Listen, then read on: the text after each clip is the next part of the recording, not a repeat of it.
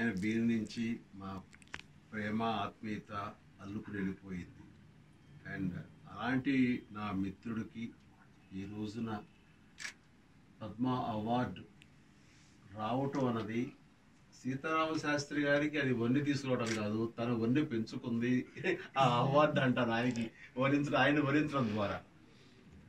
And అయినా సరే Padma award ఏమిటో, దాని విలువ ఏమిటో, అది ప్రజలు మనకి ఇచ్చిన మనల్ని అది ఒక ప్రశంసగా అనుకుంటూ ఆ అవార్డు పొందిన నేను, ఆ అవార్డు విలువ తెలిసిన నేను ఈ రోజున ఆయన ఇంటికి స్వయంగా వచ్చి ఆయన్ని ప్రశంసించడం, అభినందించడం అనేది నాకు అత్యంత తృప్తినిచ్చే అంశం. ఆ రకంగా సీతారామ శాస్త్రి గారికి పద్మ అవార్డు వరించిన శుభ సందర్భంలో నా మనస్ఫూర్తిగా నా అభినందనలు తెలియజేసుకుంటున్నాను. అండ్ వండర్ఫుల్ మూమెంట్స్ ఎప్పుడు ఆయన్ని కలిసినా సరే అది ఎంతో ఆత్మీయ ఆనందంగా ఉంటుంది. నాకు గతాన్ని తలుచుకుంటూ నెమరు వేసుకుంటూ ఆ అనుభూతిని పొందటం అనేది అంత. ఎందుకంటే దైనందిన జీవితంలో పడిపోయి ఆ రోజు కార్యక్రమం ఏంటి, రేపేమిటనే దాంట్లో ఒక దీంట్లో పడిపోయి వెళ్ళిపోతుంటాం మనం. అలాంటి నుంచి ఒకసారి ఆగి వెనక్కి తిరిగి చూసుకుని మా ఇద్దరి సంభాషణలో గతం గురించి చర్చించుకుంటూ దాన్ని నెమరు వేసుకోవటంలో, ఆనందం అనుభవించడంలో అంతా ఇంత కాదు. అందుకని ఆయన ఎప్పుడు నేను మీట్ అయినా సరే నాకు ఒక ప్రత్యేకం, ఒక చక్కటి అనుభూతి ఉంటుంది. గతాన్ని గుర్తు చేస్తారు, ఎమోషనల్గా లోనవుతాము, మళ్ళీ ఉత్సాహం భరితంగా ఉంటుంది.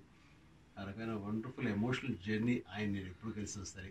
సో ఈ రోజున ఆయన్ని ప్రశంసించడానికి, ఆయన్ని అభినందించడానికి ఆయన ఇంటికి స్వయంగా వచ్చి మళ్ళీ ఆయనతో పాటు గతం గుర్తించుకుంటూ నెమరు వేసుకుంటూ మంచి ఎమోషనల్ జర్నీ చేశారు ఈ రోజున. మీకు గుర్తున్నటువంటి ఇందాక చెప్పినటువంటి ఇన్సిడెంట్ కూడా ఒక్కసారి మీరు, ఎందుకంటే మీరు ప్రత్యేకంగా గ్రీటింగ్ కార్డ్ తయారు చేసి అది నా గుర్తుగా అదే ఆయన పుట్టిన సందర్భంగా మేము కలిసి జర్నీ చేయడం జరిగింది. ఆ రోజున ఏదో చేయాలి, ఆయనకి ఏదో ఇవ్వాలి, ఏమిస్తే ఆయనకి నేను సంతోష పెట్టగలను. అందులో స్వయంగా నేనే కూర్చుని కంప్యూటర్ మీద అప్పుడు ఒక ఫీచర్ ఉందన్నమాట, మనమే గ్రీటింగ్ కార్డ్ స్వయంగా తయారు చేసుకోవచ్చు అనమాట. అలాగా ఆయన పేరు మీద ఆయన బొమ్మలు వేసి ఆయన లెటర్స్ అవి రాస్తూ ఒక గ్రీటింగ్ కార్డ్ తయారు చేసి ఆయన నేను ఇచ్చాను. నేను అది స్వయంగా తయారు చేసి ఇవ్వటం, దాని అనుకున్న ప్రయత్నం, అది ఆయన చాలా ముచ్చటపడి మామూలు కాదు కదా, నన్ను ఇంత స్వయంగా నువ్వు చేసి ఇచ్చావు, ఇంతకంటే ఇంకేం కావాలి నాకు గ్రీటింగ్ ఆయన అంటే. స్మాల్ థింగ్స్, బట్ వాటి వెనకాల మనసు చోటుకుంది కాబట్టి, దాని వెనకాల మనసు చోటు చేసుకుంది కాబట్టి దానికి గుర్తింపు అలా ఉండిపోయింది. అది ఆయన గుర్తు చేయడం నాకు సంతోషంగా ఉంది. అది కాకుండా నా సినిమాల్లో ఆయన అత్యద్భుతమైన వేట దగ్గర నుంచి మొదలుకొని మా ప్రయాణం కొనసాగుతుంది. అది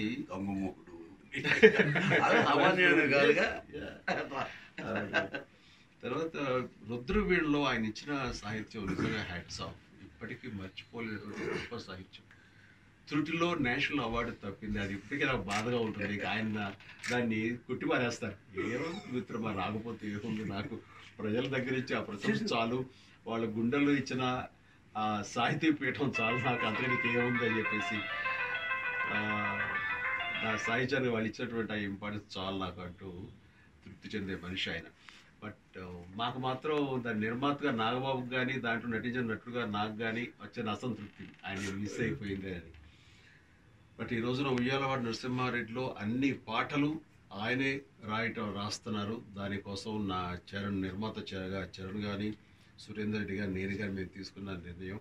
అండ్ అత్యద్భుతమైన పాటలు ఇప్పటికే ఇచ్చారు, ఒళ్ళు గగురుపాటు పొడిచే సాహిత్యాన్ని అందజేశారు.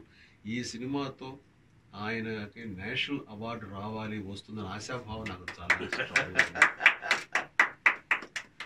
అండ్ ఆయన నా సినిమాల్లో నా క్యారెక్టర్ని దృష్టిలో పెట్టుకునివ్వండి, నా వ్యక్తిగత ఇమేజ్ని దృష్టిలో పెట్టుకోనివ్వండి, వ్యక్తిత్వాన్ని, ఆయన పాటలు రాయటం ఒక ఎత్తు, నాకు సంబంధం లేని ఒక సినిమాలో నా గురించి ప్రస్తావిస్తూ ఒక పాట రాయటం, అది ఇప్పటికీ నేను మర్చిపోలేని గొప్ప గిఫ్ట్గా నేను ఫీల్ అవుతాను ఆయన దగ్గర నుంచి. నాకు నా సినిమాలో పాటలు రాయడం అనేది సహజం. కానీ ఆ అనగానే ఓ రోజు నడిచే నక్షత్రం అనగానే ఓ రోజు అనుకోకుండా ఎవరైనా చూసుంటారా నడిచే నక్షత్రం అనే పాట చూస్తుంటే నేను కొంచెం ఎమోషన్ ఫీల్ అవుతాను.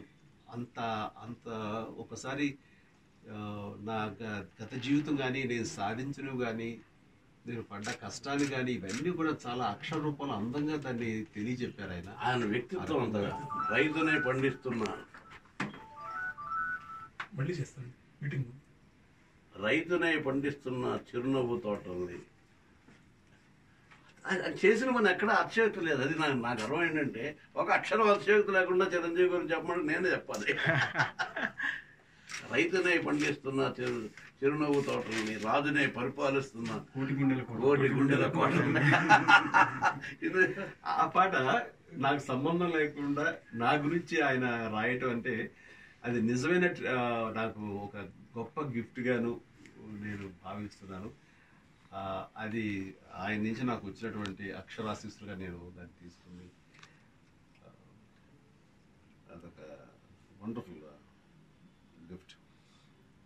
అలాగే అంజీ సినిమాలో నేనేదో ఆకాశంలో ఒంటరిగా ఉన్నవాడిని కాదు, మనలో ఉండే మామూలు మనిషిని నేను.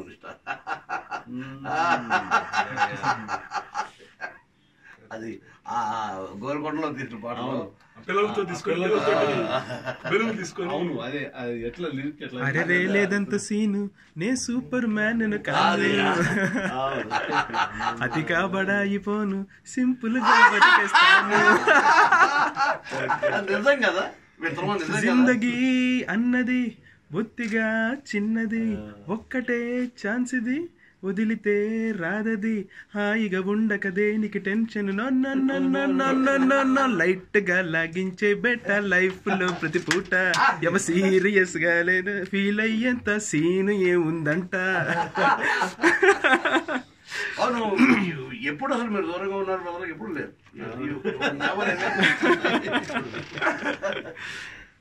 మీకు బాగా ఆయన ఇన్స్పైర్ చేసిన పాటలు అంటే మీ సినిమాలో పాటలు కాకపోయినా కూడా మీకు శాస్త్రి గారి పాటలు కానీ మిమ్మల్ని ఇన్స్పైర్ చేసిన పాటలు? ఆయన రాసిన ప్రతి పాట ఆ వాల్యూని విలువని సంతరించుకున్న పాటలేనండి. సో ఆయన పాటల్లో ఒకటి ఆయన సాహిత్య ప్రతిభ చూపిద్దామని ప్రయత్నం కాకుండా ఆ కథలకు సంబంధించినటువంటివి మాత్రమే చెప్పాలన్న ప్రయత్నంలో అత్యున్నతమైన సాహిత్యాన్ని ఆయన అందించడం అన్నది ఆయన ప్రత్యేకత. అందులో బెస్ట్. అంటే ఉదాహరణకి మా సినిమాకు ఒక పాట రాస్తున్నారు ఆయన. అండ్ యాజ్ ఆఫ్ నౌ చెప్పాలంటే నరసింహారెడ్డి సినిమాలో ఆయన రాసిన 2 పాటలను విన్నాను. ఇంకా 3-4 పాటలు రాయాలి. ఈ 2 పాటలు అత్యద్భుతం.